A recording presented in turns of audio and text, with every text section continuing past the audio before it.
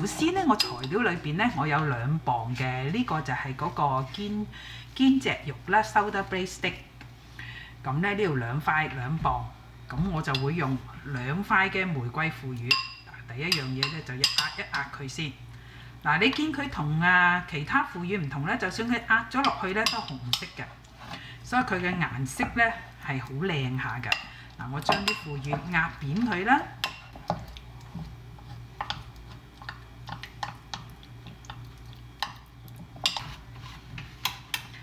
會用咧3湯匙嘅花雕，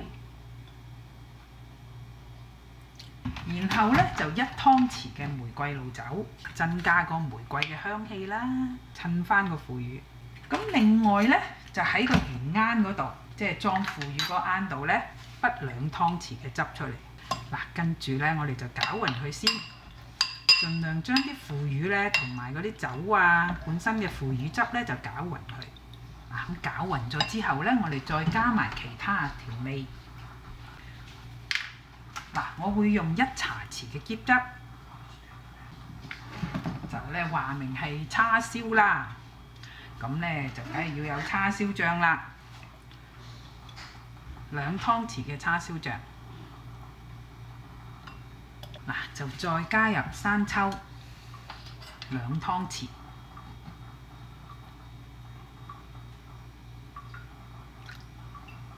跟住蜜糖，又係2湯匙。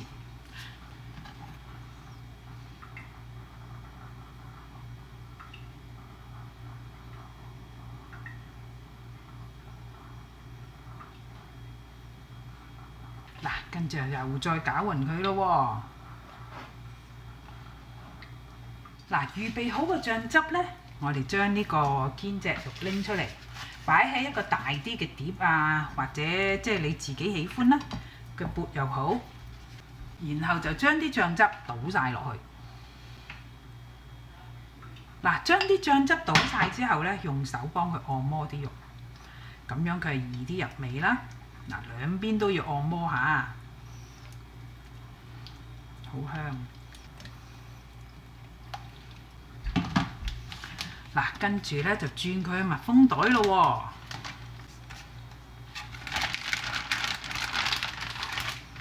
喎。轉咗去密封袋之後咧，就將啲醬汁倒埋落去，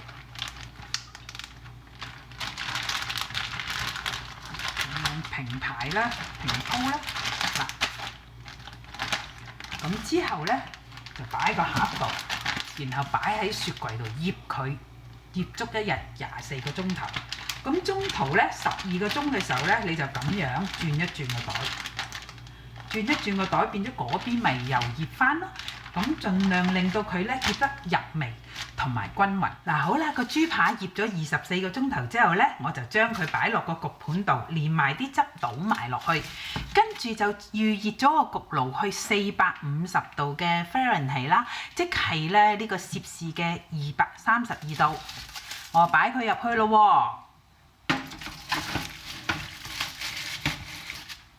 嗱，我就會擺佢中層啦，然後咧開風啦，較個時間咧就去45分鐘。嗱，擺咗入去之後咧，就每10分鐘拎佢出嚟。咁拎佢出嚟做乜咧？就係掃蜜糖啦。嗱，我首先咧會落1湯匙蜜糖，就1對1咁啦，然後再加多1湯匙嘅叉燒醬。嗱，咁就嚟10分鐘啦，到啦，咁我就會拎佢出嚟。好靚！